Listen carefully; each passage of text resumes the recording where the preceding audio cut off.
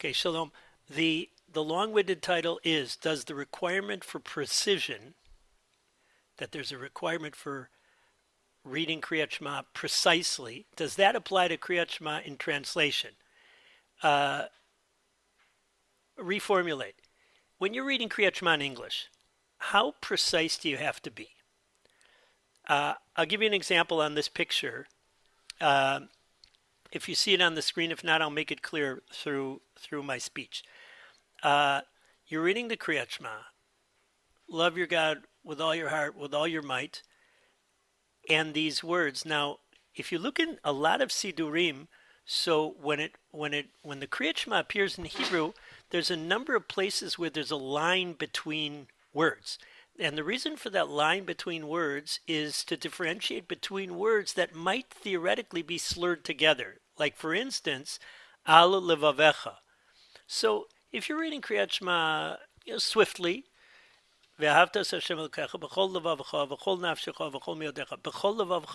sounds like one long word, because the end of the chol is a lamed, and the beginning of the levavcha is a lamed. And now, and does that requirement apply when somebody who's reading Kriat Shema in English? Listen, I often encounter people who are in the early stages of doing the mitzvahs, and also in the early stages of getting acquainted with Hebrew. And so the Sidurim are available in translation. So they're reading Kriat Shema in translation. Now, when I read something, when I read Lahavdu, when I read the newspaper or something like that, I mean, they taught us at a certain point to sight read. So for Kriat Shema, that wouldn't work because you're supposed to say it out loud. But okay, so you're reading it in English, and these words which I command you today shall be upon your heart. Well, be upon. If I don't break between those letters, it sounds like one word. Yeah, but we know what it's saying. So that's the question. When I read Kriat Shema in English, do I have to read it with the precision that I have to read it when I read it in Hebrew? Shema, Yisrael, Hashem, Elokeinu. And the Gemara, the Halacha, as we'll see, has directives on how to read it precisely. Now, we're going to focus on a dispute between the Rambam and the Ravid about this very topic. Just beforehand, our discussion is going to be a little more conceptually focused. The reason why is because when I looked for this in practical halacha, I didn't see a lot of material on the practical halacha. It doesn't mean the practical halacha is not important, but there's not a lot. I didn't find a lot of discussion about the answer to this question. And later on, we'll see even the Shulchan Aruch's ruling might not be so clear. So what I would like to do tonight is have a look at a dispute between the Rambam and the Ravid, and present 4 possible ways of analyzing their dispute. Here's what the Rambam says, and then we're going to see what the Ravid says. The Rambam talks about reading Kriat Shema precisely. You have to be precise in its letters. But if you didn't do it, meaning you just read Shema, you fulfilled the mitzvah, but you didn't do it properly.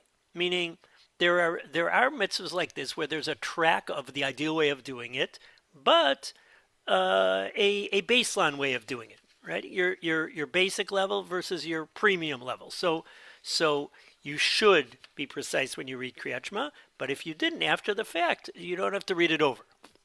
Now, he tells you how to read Kriat Shema properly. Kate said Yedatek, how do you read Kriat Shema precisely? Yishmor shelo yirafeh chazak, v'lo yachzik harafeh. There's sometimes you'll notice there's a dot in a letter, a dagesh, and those letters are supposed to be read with a little more power. So, for instance, a dot in the vet is bet. Without a dot, it's vet. And even other letters like lilamed. So there's a dot in the mem. That letter is strengthened. Lilamed. It's like a double T in the word little. So we have you shouldn't mix up those. Lo yaniach hanad v'lo yanid hanach. That means that sometimes there's a shava, the two dots, one on top of the other. So sometimes it should be written, read, like in the word Avraham, as a shva nach. You don't accentuate that sound. And sometimes, like in the word bechol, there's two dots under the bet, but that gets a sound as opposed to Avraham. It's not Aviraham. So you have to make sure you don't mess those up. And what I mentioned before, you have to make space between words that theoretically might cling together. Like when there's two letters that are similar letters, so you have to make sure that you make a break between them, so that each word, will be distinct. One is the end of a word, the other is the next. Now here comes the Rambam. The Rambam, that was the Rambam already, but here comes now the Rambam's ruling that's going to be disputed by the Ravid. The Rambam says as follows: You can read Kriat Shema in any language you understand. You understand French, you can read Kriat Shema in French. You understand Russian, you can read it in Russian. You understand English, you can read it in English. And if you read it in any language, we're talking about not Hebrew, we're not Lashon HaKodesh. You have to watch out. You have to be careful about mistakes or mess-ups in that language. So you can't say it in improper English. You have to be precise in that language, as you would be precise in the Holy Tongue, which is Hebrew. So the Rambam seems to be saying two things. Number one, it has to be a proper English, a proper French, a proper Russian. Number two, your precision has to be similar to that of reading Kriat Shema in Hebrew, which goes back to my illustration at the beginning, that you would have to make sure that you read Kriat Shema in a way where the words don't slur into each other. Now, the Ravid begs to differ. The Ravid says, Amar Avraham, Ein ze mekubal al hadat. This does not make sense. Lefi shekola leshonot perushein. All languages are an explanation. Umi yadaktek achar perusho. And who's going to be precise about an explanation? Now, what he seems to be saying is, really, you're reading Kriat Shema in Hebrew, but you don't understand Hebrew, so you're using some other language as an explanation of the Hebrew. But the Hebrew itself is a language that demands precision, and reading it in any other language is just a way of reconstructing, so to speak, the original Hebrew. Okay. Now, I would like to first explore the sources of the Rambam, where he gets those two halachas from. Number one, that you can read Kriat Shema in another language, and number two, the rule of precision when you read Kriat Shema, and then present these four different analyses of the argument between the Rambam and the Ravid. This is a Mishnah in Sota. Elu namarim b'chol lashon. These, the following, are said in any language. Parshat Sota, the Parsha of Sota, that's the Sota woman when she's given those curses. Vidui Maser, expressing that you took off all the tithes properly. And Kriat Shema, Utfila, Uberkat Hamazon, Kriat Shema or Tefillah or Birkat Hamazon, those can be said in other languages, etc. And then it goes on to then say which things have to be in Lashon HaKodesh, which things have to be in Hebrew. One of them is Birkat Kohanim, blessing of the Kohanim. So this is a Mishnah. Now, this Mishnah is really one side of a Tannaitic dispute because there's a Gemara in Brachos which says this halacha, but it makes it clear that it's really the opinion of the Rabbanan, the rabbis, the majority, as opposed to Rabbi Yehuda Hanasi, would argue on that. Tanu Rabbanan, Kriat Shema kichtava divrei Rabbi. Rabbi Yehuda Hanasi says that Kriat Shema must be said the way it's written, meaning only in Lashon HaKodesh, only in Hebrew. V'chachamim omrim b'chol lashon, and the Chachamim say in any language, which is recorded. That's the opinion that's recorded in the Mishnah in Sota, and that's the ruling because you follow the majority. My time at the Rebbe, what's the reason for Rebbe? Why did Rebbe say that Kriat Shema has to be said exactly as it is written in the Torah? Amar Kra, the pasuk says, V'hayu. These words should be on your heart. What does that mean, these words should be on your heart?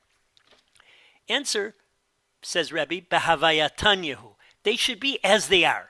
V'Rabbanan, and the Rabbanan, my time, Maya, what's their reasoning? Amar Kra Shema, the beginning of the Shema begins, listen, hear. But Shema also means understand. Shema, b'chol lashon she'ata shomea, in every language that you understand. In other words, Kriat Shema has to be said in a way that that is understandable. So it doesn't just have to be exactly as it is. It's a matter of making sure that that the statement that Kriat Shema is behind is understood. Okay, that's the first halacha of Kriat Shema being said in another language. And what about the idea of being precise? Tani Rav Ovadia coming to Rava. There was an Amora. I'm not sure. I don't remember seeing this Rav Ovadia elsewhere. This Rav Ovadia, this Amora, said over a Braita in front of Rava. By the way, there's in the times of the Gemara, there were people who were like walking encyclopedias, and even though it was the period of the Amoraim, the later period, the Talmudic period, the post-Mishnah period, but there were people who knew the teachings of that earlier period, the period of the Mishnah, the period of the Braitos. There were people who knew a lot of Braitos by heart, and they would say it over in front of the great rabbis who didn't necessarily have the same memory skills that some of the other less leading scholars had. So he said over the following: Ulamadatem. One of the words that we say in Kriat Shema is Ulamadatem. Sheyehel limudcha tam. That your teaching, meaning the Kriat Shema that you are saying over, it in context that's what it refers to. Tam, it should be perfect. Sheyitain revach ben advekim. There should be space between those things that might cling together improperly. Ani Rava Batre, and Rava answered. He responded to this teaching that Rav Ovadia mentioned. Kegon al levavcha al levavchem, and that's the Gemara that talks about saying over Kriat Shema precisely. So the Rambam has two sources. Number one, there's a Mishnah that says that Kriat Shema can be read in any other language, and number two, there's a Braita that tells us that Kriat Shema must be read in a way where the wording is perfect. It's just, every word stands out by itself. Okay. Now, the Ravid has a good point. Other languages are just trying to get, they're like a replacement for Hebrew. The ideal would be to say Kriat Shema in Hebrew. You don't understand Hebrew, so you say it in another language. But that other language is just helping you understand the Hebrew. So why do you have to be precise in that other language? The issue is just making sure that the words of the Hebrew are clear to you. But they're a formal text in them themselves. What does it make a difference if you say, "Hear, O Israel, the Lord our God, the Lord is one," or "Listen, Israel, Hashem is our God, Hashem is one," or and you should love Hashem your God with all your heart, with all your soul, with all your might. Now, but the Rambam, why does the Rambam say that reading Kriat Shema in other languages requires that precision? So the Kesef Mishnah, that's Rabbi Yosef Karo. So he, if you ask me, is basically saying that the Rambam agrees with the Ravid. V'yesh lomar shekavanat Rabbeinu, that the intent of our rabbi, that's the way he's referring to the Rambam, shekeshiomar be'era milah, when you say the explanation of the word, yomar habiur hayoter amiti, umaskim laota milah b'lashon hahu. You should say the best explanation, the truest explanation that is in sync with the word, with the original word. And so you have to have your choice of words should be precise. So Vishinantam levanecha. You should, if you just say you should teach them, Vishinantam is a little more precise. It's a little more. That's why they say you should teach them diligently, or Uchtavtama mezuzot beitecha visharecha. So we translate that as, you should write them on the doorpost of your homes and on your gates.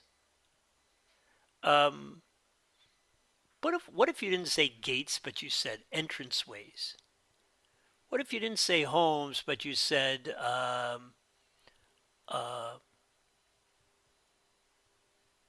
dwelling places? But what if you said where you live? You should write them where you live, on the doors of where you live. Well, that's like, what if a guy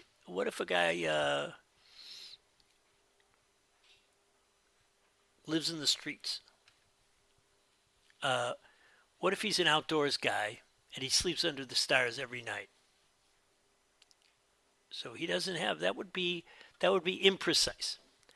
Velo Yomar, you can see I'm searching for good examples of mistakes. Velo Yomar Biur Meshubash, you shouldn't say an explanation that's messed up. That's the scholars would say corrupt. Shederach Tzat Balei Oto Lashon Leomro, that some of the people in that language would say, Kevan Sheina Bekin Omrim Oto, because people who are proficient in that language wouldn't have said that. Let's say let's say there was a slang word for house. So it would be improper to use that slang word for house. Okay. Lefi she'enu mashmot hamila. That's not really the understanding of the word. O lefi sheyesh biur yafeh mimenu. There's a better explanation. V'zeh nirali davar pashut. This seems simple to me. So the Kesef Mishnah says the Rambam is just adding that you have to have a really good translation. Would the Ravid argue with that? Very likely not. Now, I bring the Smag. The Smag is a Sefer Mitzvot Gadol, one of the Rishonim in Ashkenaz. I think it's Rav Moshe Mikutzi, and he quotes the Rambam, but he leaves out the end. Shanidu b'masechet sota, shekriat shema ne'amar b'chol lashon, amnam af b'oto lashon tzarich lizaher mishibush b'oto lashon. Even when you said it in that language, you have to watch out for mistakes in that language. Well, so I was very excited to find this Smag. Why? Because he quoted part of the Rambam and left the other part out. And that other part that he left out is the following words. Tzarich lizaher midivrei shibush b'oto lashon umedakdek beoto halashon kemo shemedakdek b'lashon hakodesh. and he should be precise in that other language like he would be precise in Hebrew. That seems to be not what the Kesef Mishnah says, and that's something that a number of the commentaries, the later commentaries, point out about the Kesef Mishnah's explanation, that as true as it is that your explanation has to be a very good, you have to have a very good translation, but the Rambam is saying more than just you have to have a good translation. He's saying two things. You have to make sure that your language is not incorrect, but he also says that you should read precisely the same way you would read when you would be reading Kriat Shema in Hebrew. So that a number of the commentators point out. Again, most recently I saw the Ibn Ezel, who critiques the Kesef Mishnah's explanation on this. That he doesn't take into account that other component. In the Shulchan Aruch, which is Rabbi Yosef Karo's halachic work, so he brings down the language of the Rambam more or less the way it is. Yachol likrota b'chol lashon. You can read Kriyat Shema in any language. V'zaher midivrei shibush b'oto lashon. You should watch out for mistakes or corrupt language or imprecise language in that other language. V'yadakadek bo kamo b'lashon hakodesh. You should be precise about it like you are in Hebrew. So he brings down the language of the Rambam, but we know that the Kesef Mishnah explains the Rambam as just make sure you have a really, really good translation. So the Rambam doesn't necessarily say, the Shulchan Aruch, if you read it in light of the way he explains the Rambam, he doesn't necessarily say that you have to read Kriyat Shema in English the way I suggested on that diagram to your children. And you shall speak of them when you sit. You could just read, and you shall speak of them when you sit in your house and when you walk on the road, as long as the words are chosen well. The translation's a good translation. You got your Art Scroll Korean, whatever it is, the a high, good English translation. So I don't know. I'm a little bit in a lack of clarity, because I didn't see a lot of the commentary speaking about how precise you have to be when you read Kriyat Shema in another language. There's a lot of discussion of the halachic works discuss of trying as much as possible to read it in Hebrew, because you can't really understand a lot of the words properly. You can't really translate a lot of the words properly into another language. Plus, starting to do the prayers in another language was something. Again, I'm giving a little historical commentary. Was something that was connected with the beginnings of Reform, and even though halachically Kriyat Shema is able to be said in another language, but the discussions, some of the discussions I saw in some of the poskim seem to focus on those days on making sure that you, as much as possible, try to do it in Hebrew. And there's also discussion of what if you don't understand that other language? You don't understand Hebrew. You don't understand English. You're a French guy, and there's davening at some outreach program, and you read the words in English, but you don't really understand the English. So that's a discussion also. But this issue of do you have to read so precisely doesn't come up so much in the halachic literature that I saw, and that's a little bit something I was looking for and didn't find. Maybe, God willing, I'll find in the future. So the first approach to the Rambam's understanding is that you have to have a very good translation. The words have to really, really mean what they mean in Hebrew. And it's hard to say that the Rabbi would argue with that. And the Rambam and the Rabbi seem to be more or less agreeing, according to that. The Rekevus Mishnah is one of the commentaries on the Rambam. Medaktek, Ayin Basagos, the Kesef Mishnah. Have a look at the Ravid, have a look at the Kesef Mishnah. Ve'anachon, and what's really correct is Devadai tzarech shelo yishaneh shum tenua. Af beloshon laz, you shouldn't alter any movement, any syllable, any vowel, even in another language, de mishtaneh mashmaut, because the meaning changes. Ve'ein ledaber af lifnei melech basar v'dam ela b'tzachut. You would only speak before a human king, a flesh and blood king, with precision, with high level speech. In other words, the Merkavas Mishnah seems to be explaining the Rambam's approach with a little differently than I presented it at first. The Rambam says you have to get it right. Why? Because it's respectable. You're speaking before HaKadosh Baruch Hu, so you should speak properly. Now, it doesn't seem to be applying the drasha that we read before of ulamadatem shetei limud chatam, that Rav Avadia said in front of Rava, that whole drasha, that applies to Kriat Shema when it's read in Hebrew. But when you read it in another language, it's only respectable that you should read properly. You're reading in front of a God. So the Merkavas Mishnah seems to say that the Rambam is adding something the Ravid didn't mention.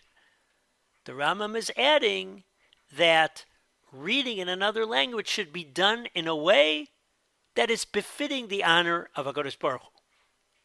So approach number one is to the Rambam is the Kesef Mishnah, who says that Kriat Shema should be read without mistakes.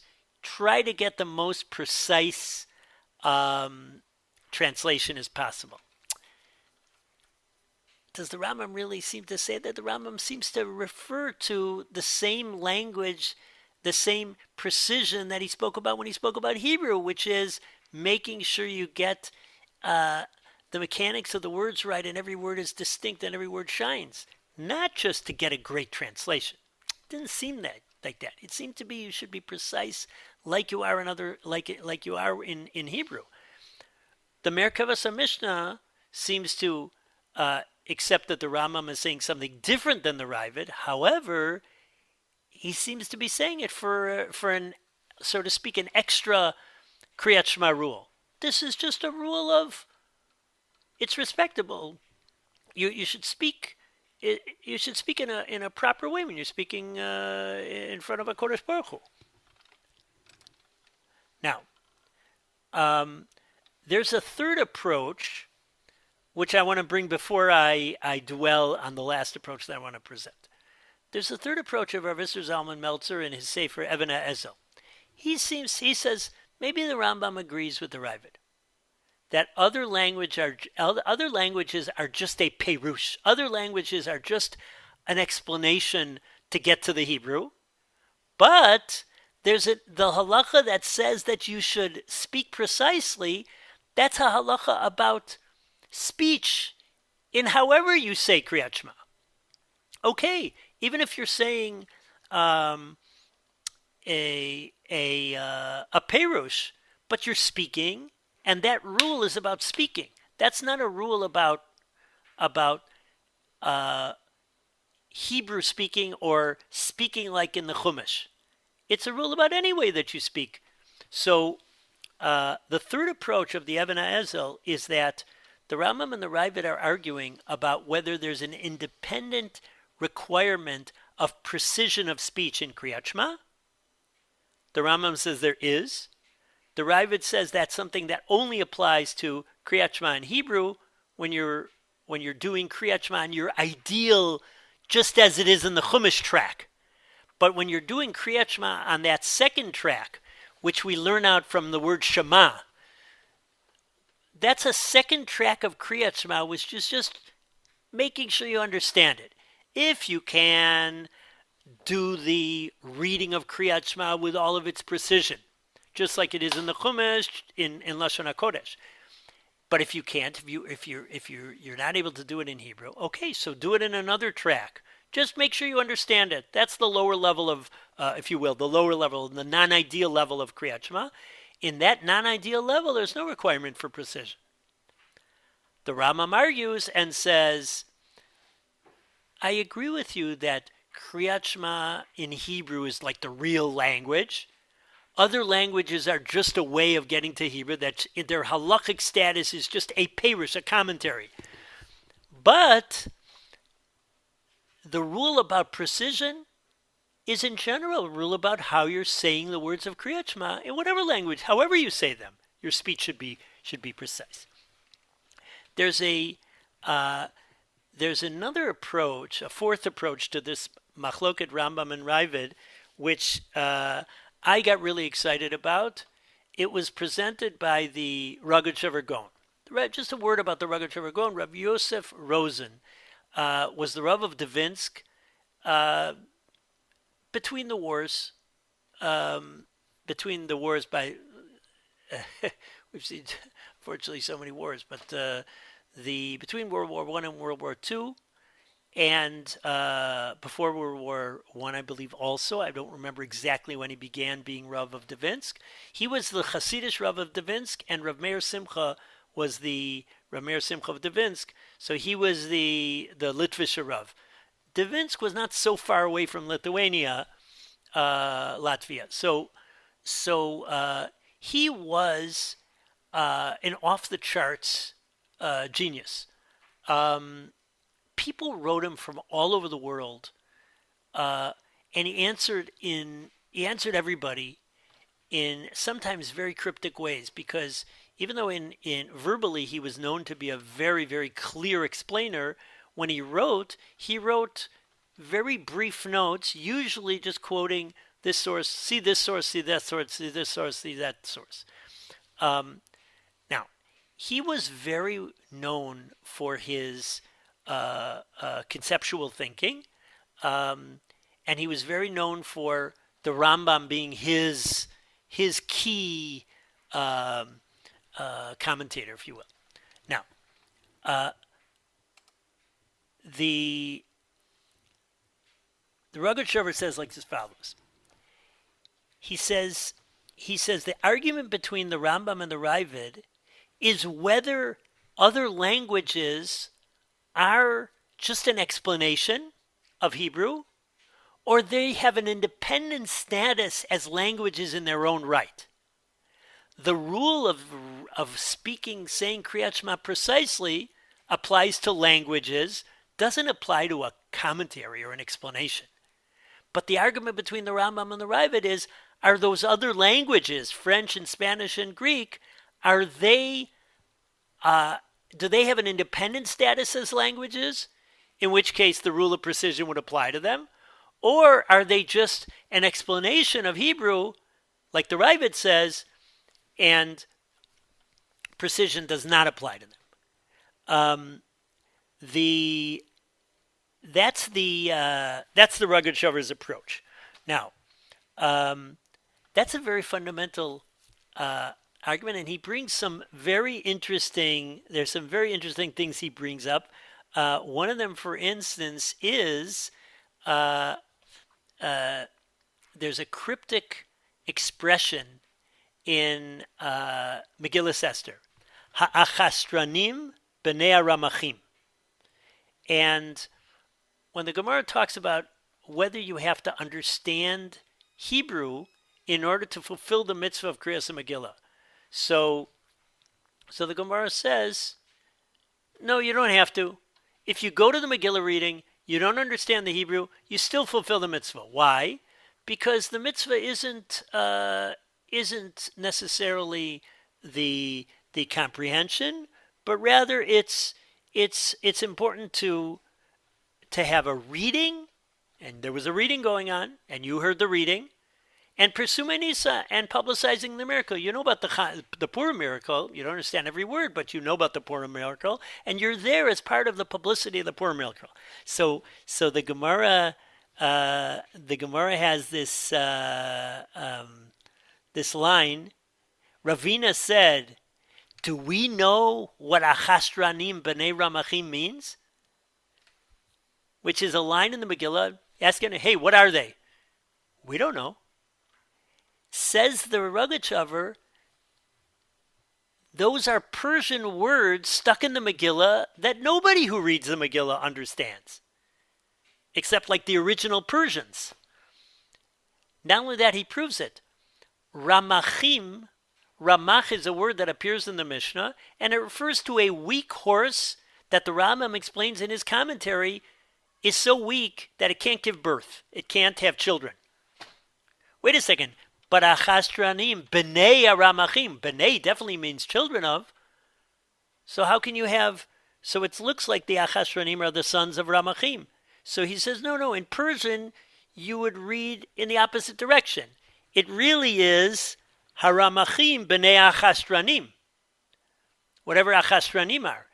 And you see that in Megillah Esther, that's something from one of the other languages. One of the others of the 70 languages. So... he suggests as follows that that the 70 languages have an independent status, according to the Rambam, and according to the Ravid, the 70 languages are merely an explanation of Hebrew as far as their halachic status goes. Again, if you're a Russian, you speak Russian, whatever. But in terms of where the other languages appear in halacha, they are an explanation of Hebrew. That's their status, according to the Ravid. According to the Rambam, they're independent languages. What might be the difference? Do you have to be precise when you read Kriat Shema in those other languages? According to the Rambam, you do, because the rule of precision applies to reading something in a bona fide official Torah language. And the 70 languages are also official languages, whereas the Ravid says they're only commentary, they're only explanation. Now, this Midrash, this Yerushalmi, I simply had to look it up to make sure it was too good to be true, and sure enough, it's there. So I did some fact checking, if you will, and my apologies for suspecting that the Rogachover, but the source was exactly as it was quoted, and I think it was astounding. It's on a Mishnah that talks about writing the books of the Chumash and Tanakh, etc., and Tefillin and Mezuzahs in other languages. The Mishnah there, and the Gemara begins with a machlokas between Rab Lezer and Rab Yochanan, two first-generation Eretz Yisrael Amoraim. Vayikol haaretz safa achat u'dvarim achadim. What do those words mean? Now, the whole world was one language, and dvarim achadim, which seems like united words. Now, this is just the context in the Chumash is before the Tower of Babel incident. So it opens the story of the Tower of Babel, of Migdal Bavel, with the whole world was somehow united in speech. And then when they were trying to build this tower, and for whatever reasons, as are explained in Chazal, in Rashi, and the commentaries, this building this tower was something that was really terrible and needed to be stopped. So how was it stopped? People didn't understand the other people. So according to Rashi in Chumash, and this is what I always heard, was that previously the whole world spoke Hebrew, and then Hashem introduced the concept of the 70 languages at the Tower of Babel, and Pitom, one guy was, the last minute he was talking Hebrew and you understood him, and now he started talking French or Greek or Persian or whatever it is. Now I don't understand him, because I speak Greek and he speaks Persian, so I don't understand what he's saying. That's the way I always heard it. That's the way it says in Rashi and the Chumash. And that's the way one of these two Amoraim says, that everybody was speaking the language of Yechido Shalom. Everybody was speaking the language of the unique one of the world, HaKadosh Baruch Hu, who created the world with the holy tongue. But one of the approaches says, Shayum Medabrim Meshivim Lashon, They were saying they were speaking in the 70 languages. In other words, the 70 languages predates Migdal Bavel, predates the Tower of Babel incident. And there were 70 languages in the world before the Tower of Babel. What happened then with the Tower of Babel? Previously, it sounds like, and again, I'm sticking this in here. Previously, everybody understood all 70 languages. Came the Tower of Babel, and you only understood your own. You didn't understand the other guy's language. So, fascinating. The Rogachover suggests that the machlokas between the Rambam and the Ravid is connected to this machlokas about what was the language pre-Tower of Babel. Was it only Hebrew? And then when the Tower of Babel came, so that's a non-ideal type part of the world when their other languages were a replacement for Hebrew. So says the Ravid, other languages, like one of these two approaches, other languages are not the real language. The real Lashon is Hebrew, and the 70 languages were a replacement of Hebrew that came about after the Tower of Babel incident. According to the Rambam, he would fit in with the other approach that says they spoke the 70 languages were spoken beforehand also. Elamai, everybody understood them before, and now afterwards, not everybody understood every language. So this is fascinating. According to this, the machloket Rambam and Ravid about whether there's a need for precision is a fundamental machlokas about the status of the 70 languages.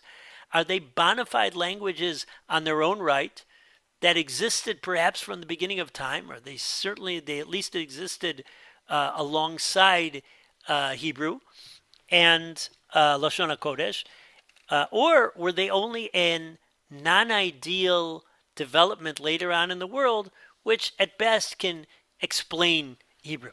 Now, this approach, the same approach, I'm going to leave this Gemara out, and I'm going to leave this out. I'll just mention that there's some very interesting work being done on the Rogachover's writings because they were so cryptic and they need to be unpacked. And so there was a lot of people, and they're so vast because he literally wrote,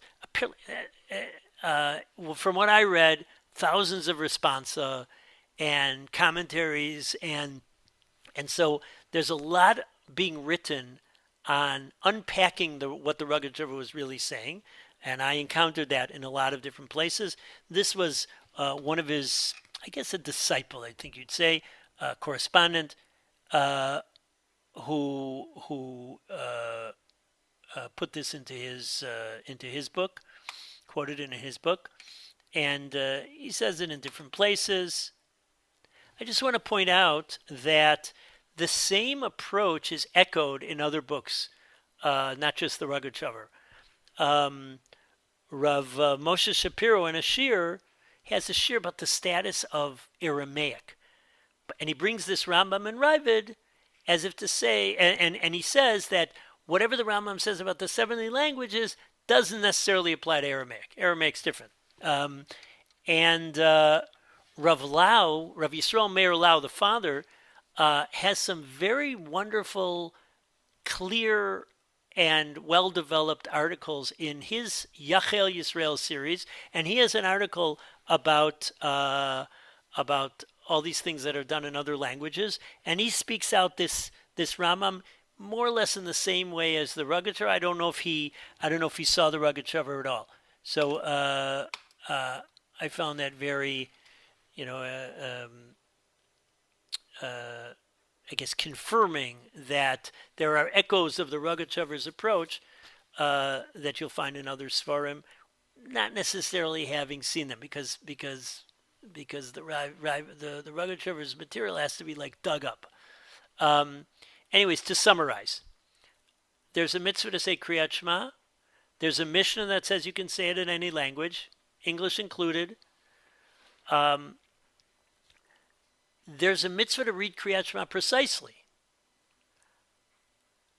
that Kriat Shema can be said in another language is learned out from the word Shema. Shema, listen, hear, understand.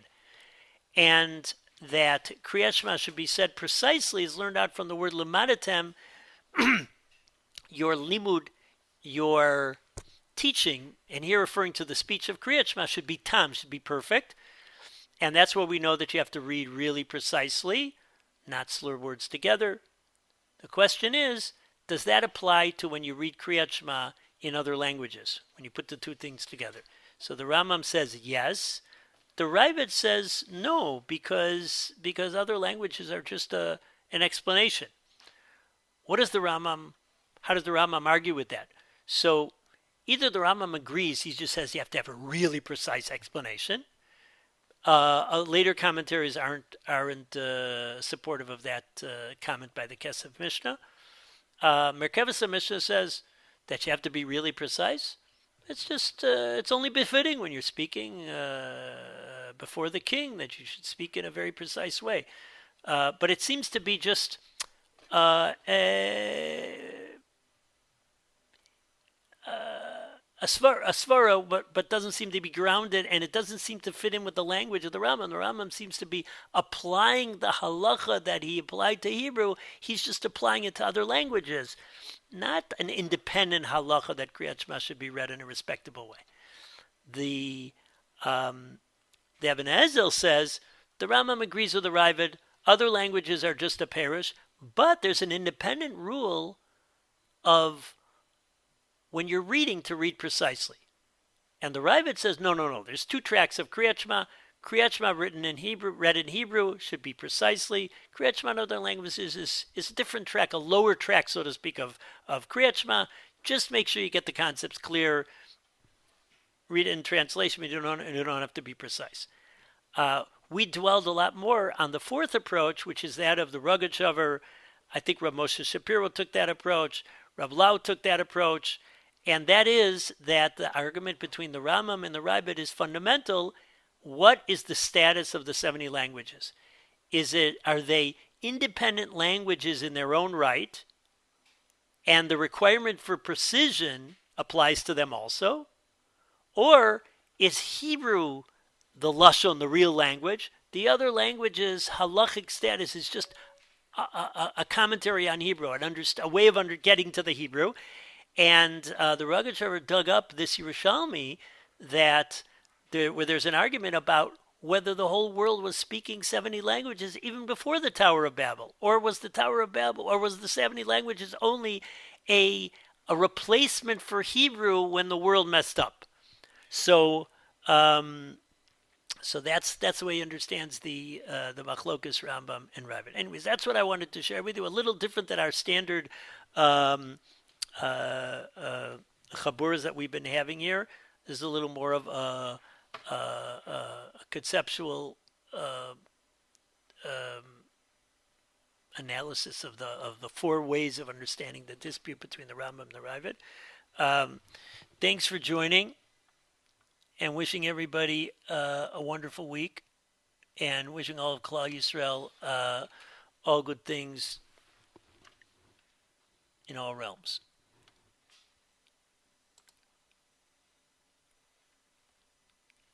Okay, all the best.